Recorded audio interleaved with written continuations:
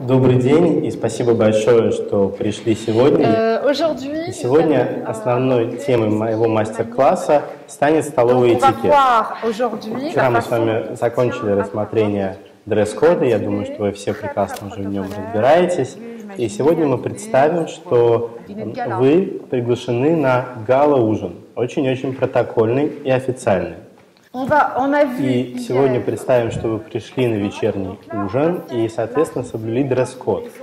То есть представьте, что все одеты в длинные платья. Талон 12. Я прошу кого-нибудь из тех, кто был вчера на наших мастер-классах, показать, как, напомнить всем остальным, как вы здороваетесь с хозяйкой дома, когда входите, допустим, через эту дверь. Заходите. Bonsoir, madame. Alors, bonsoir, madame. Поскольку это вечер, будет бонсуар, потому что мы представляем, что это гала-ужин. Alors, je suis ravie de vous rencontrer. Я очень рада с вами встретиться. Et vous vous présentez? И вы представьтесь, пожалуйста, мне. Маргарита. Margarita comment? И фамилию. Margarita. Ченко. Je suis ravie de vous rencontrer. Очень рада с вами познакомиться. Также. Voilà. Et vous allez vous asseoir. И присаживайтесь, пожалуйста, на свое место. Добрый день, меня зовут Елена Журавлевская, очень рада вас видеть, много вас слышала. Je m'appelle Елена Журавлевская, je suis ravie de faire votre connaissance, j'ai beaucoup entendu parler de vous. C'est très très bien. Moi aussi, je suis ravie de faire votre Прекрасно, я connaissance. очень рада с вами познакомиться. Voilà. Первым предлагаются блюда той женщине, которая сидит справа от моего мужа. Puis celle de gauche, puis les autres femmes, et moi en dernier. Потом предлагаются кушанья той даме, которая сидит слева от моего мужа, потом всем остальным, и я, как хозяйка, получаю еду в самый последний момент. Alors, s'il y a... Если приборы, выложенные на столе, содержат ложку, как в нашем случае, кстати, напоминаю, что она тоже лежит вниз, значит, первым блюдом будет подаваться суп. Et la soupe, Ложка кладется справа, крайней, потому что суп подается первым. Я напоминаю, что вы используете приборы, как они лежат, начиная с крайнего и двигаясь к центру.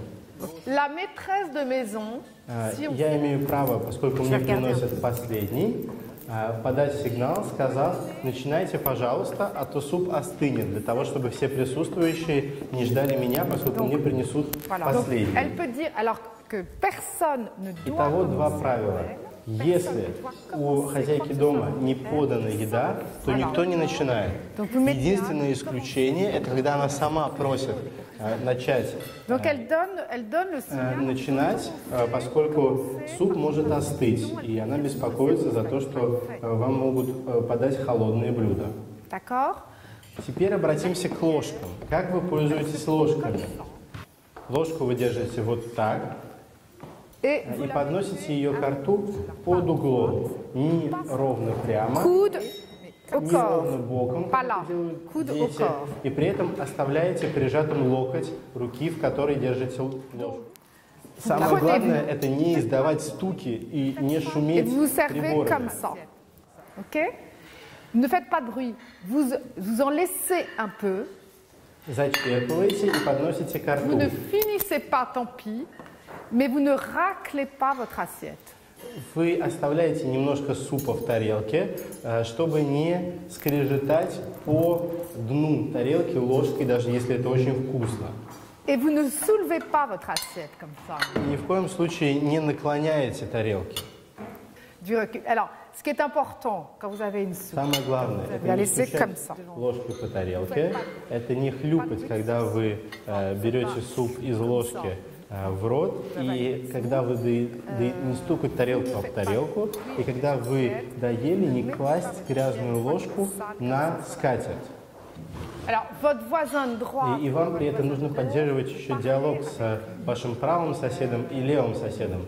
Будучи хозяйкой дома, справа у вас сидит более важная персона. Поэтому вы примерно уделяете ему 60% своего времени, а слева 40% своего времени. Но при этом не перегните палку, чтобы не получилось 70 на 30.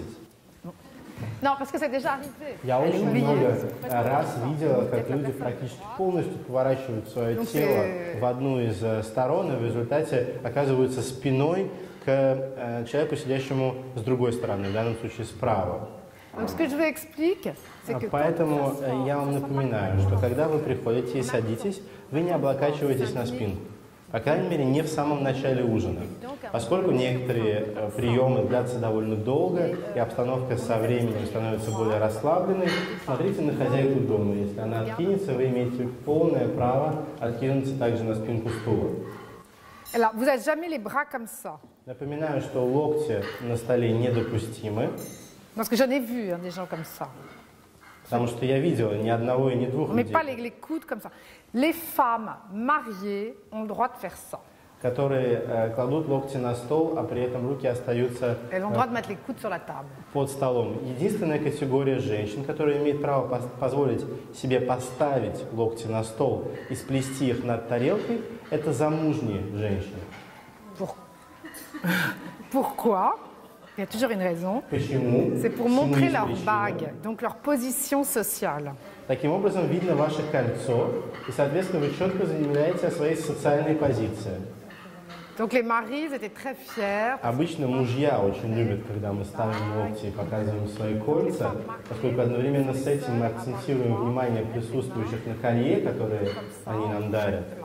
И в перерывах между едой мы можем поставить локти на стол, переплести их над тарелкой и поговорить немножко с правым соседом и с левым соседом.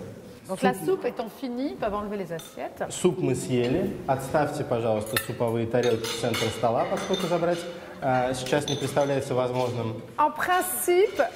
И обычно, если это хорошее качество обслуживания по-русски, официант приносит следующую тарелку.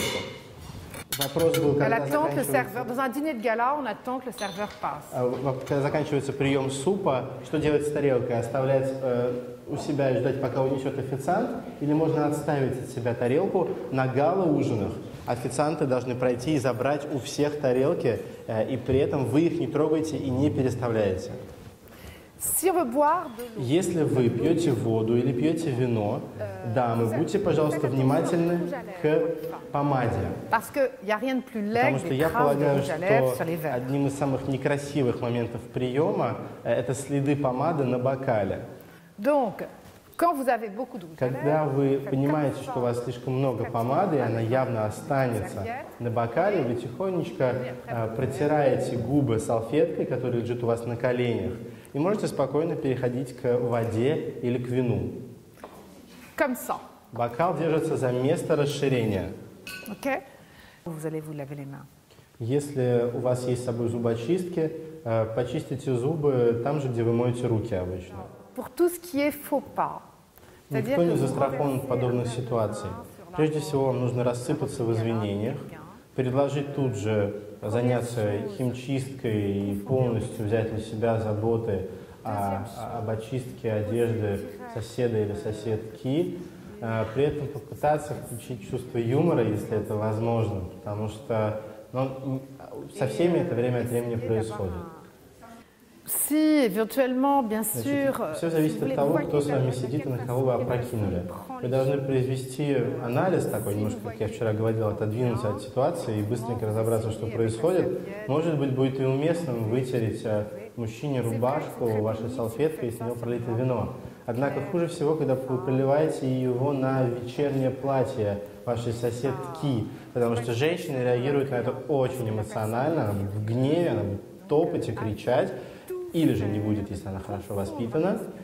Поэтому действуйте по ситуации. Если вы видите, что идет человек на контакт, можно и помочь это стряхнуть, если это особенно что-то, что не жидкое, помочь очистить рубашку или пиджак. Если вы пролили вино на скатерть, и, по счастью, никого не запачкали, кроме скатерти хозяйки дома, очень важную роль будет играть сама хозяйка дома, которая должна быстро погасить эту ситуацию и сделать так, чтобы она не обсуждалась потом весь вечер.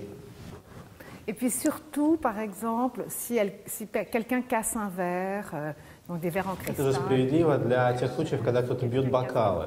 Происходит это довольно часто, а если это бокалы из хрусталя, они, как правило, стоят достаточно дорого. Но тогда имеет смысл подойти к хозяйке дома и сказать: я прошу прощения, неловкость, разбила бокал, обязательно все оплачу. И обычно хозяйка дома будет говорить: не волнуйтесь, все в порядке, мы поговорим об этом позже, продолжайте вечер и так далее. En russe, в России принято дарить нечетное количество цветов. Существует ли эта традиция и правило во Франции? Ответ госпожи графини, что такое правило было, но больше не применяется. Потому что сейчас в моде букеты полевых цветов, как если бы они только что были срезаны из вашего сада или из соседнего поля. Donc on compte pas les fleurs, on regarde juste l'assemblage du bouquet. И уже никто не станет утруждать себя пересчетом этих цветов, а оценит красоту самого букета. Il n'y a rien de moins élégant que de compter. На самом деле нет ничего менее элегантного, чем что-либо пересчитывать. Ça fait petit commerçant. Оставим это для бизнес-людей, для торговцев. Un peu derrière, parce qu'on va servir de la champagne. Значит, шампанское подается к десерту, именно поэтому к нему не подается чай или кофе. Шампанское подается десерт подается за тот же стол, где был основной прием пищи, тогда же наполняются флейты высокие бокалы для шампанского, а потом все уже приглашаются в гостиную или в салон на чай и кофе. Обычно чай и кофе пьется сидя на диванах в салоне или в гостиной. Для нас четко разделена еда и чай. Вот мы закончили, мы съели все, что мы хотели съесть, закончили десертом, запили шампанским и переходим только для чая, только для кофе, без закусок, без легких десертов в гостиную или салон. И на самом деле в XIX веке для приема использовалось минимум 4 помещения. Первое помещение – там, где вас принимают, то есть наливают аперитив, шампанское, где вы чаще всего стоите. Потом вас приглашают в столовую, где вы принимаете пищу и находитесь вплоть до десерта. По классическим правилам в XIX веке мужчины уходили курить сигары в один салон, то есть это третье помещение, а женщины уходили сразу пить чай или кофе в другую гостиную, в другой салон. То есть это четвертое помещение, это минимум. Сейчас правило о том, что мужчины и женщины расходятся по разным помещениям, стирается, и все чаще они делают все вместе. И почему не пьется чай за тем же столом, где происходила трапеза? Все очень просто, для того, чтобы показать достаток семьи. Если вы подаете чай в то же помещение, где была еда, значит, у вас нет отдельной гостиной для чая, значит, у вас достаток недостаточен для того, чтобы обеспечить хороший прием. Именно поэтому, без негативной коннотации, если позволите, чай за столом – это по-крестьянски. Значит, вам некуда отвезти гостей, получается, в отдельную комнату, чтобы там на диванах испить чай или кофе.